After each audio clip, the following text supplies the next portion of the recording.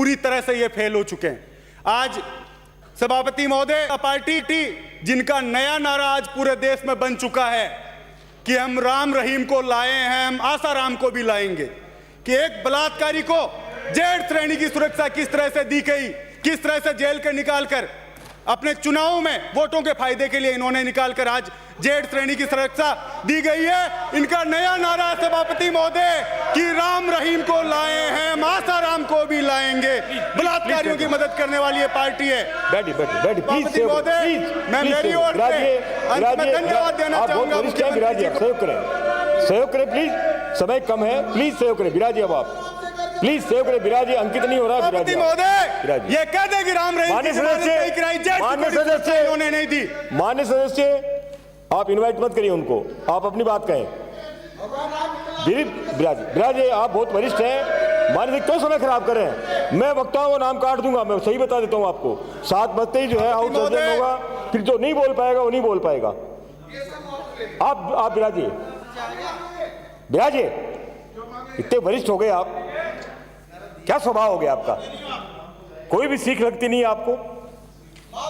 बिराजी माफी आपको मांगनी चाहिए पूरे सदन से, क्या आप पूरे हाउस को जो है चेक कर रहे हो। मैं बिल्कुल नहीं करने दूंगा आपको। सभापति महोदय, माननीय सदस्य सीधे सीधे अपनी बात पे आइए, इनवाइट मत करिए आप उनको। आप बिल्कुल सीधी कह रहा हूं, इन्होंने अगर राम रहीम की जमानत नहीं कराई हो और जेड सिक्योरिटी नहीं तो कह दे मदन दिलावर जी। आप दोनों बैठे हुए हैं माननीय सदस्य महोदय, मैं सही साथ जो हाउस एडजस्ट करूंगा, जो नहीं बोल पाएगा वो नहीं बोल पाएगा।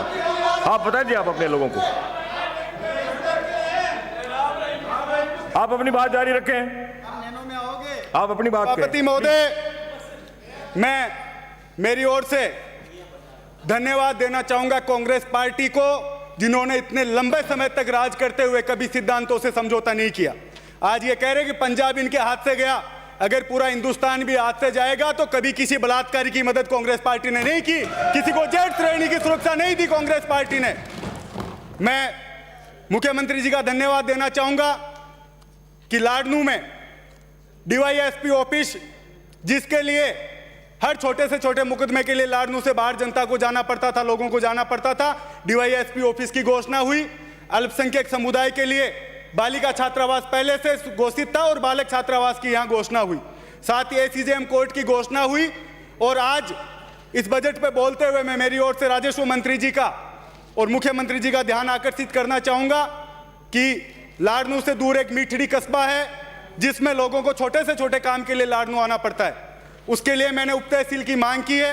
तो मैं समझता हूं कि जब मुख्यमंत्री जी अंत में अपनी बात को दोबारा रखेंगे, उस समय मीठड़ी को उप तहसील के तौर पर एक घोषणा करके लाडनू वासियों को एक नई सौगात के तौर पर, एक सुविधा के तौर पर देंगे। सभापति महोदय, मैं मेरी ओर से धन्यवाद देना चाहूंगा इस बजट पर कि हर वर्ग को ध्यान में रखते हुए, हर समुदाय को ध्यान में रखते हुए महिलाओं को फ्री इंटरनेट,